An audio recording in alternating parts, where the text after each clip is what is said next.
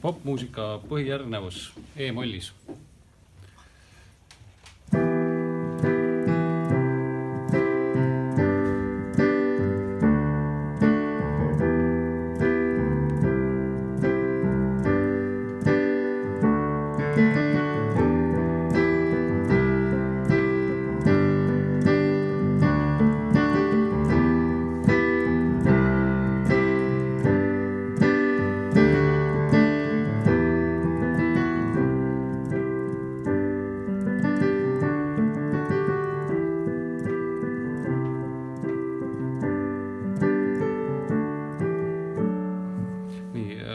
See põhirütmika on siis nii, et vasakkäsi mängib taiti rütmiga.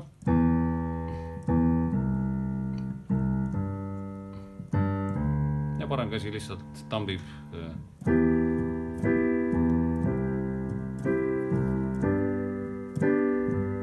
Kõik see, mis sealt edasi tuli, kui kellelgi on huvi, siis te võite nagu vaadata, proovida. Näiteks üks lihtne variant on mängida need akordid lahti.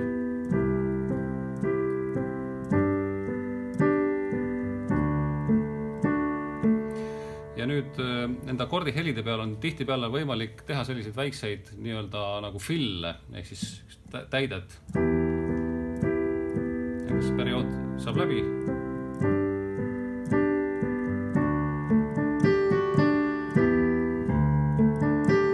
Näiteks selline.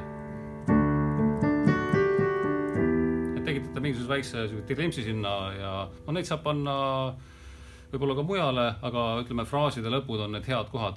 Siis tihtipeale näiteks meloodia fraas jääb peatuma selles harmoonia fraasi lõpus ja see jätabki nagu teile sükse tühja koha, kuhu siis mängida sellist meloodilist väikest kaunistust.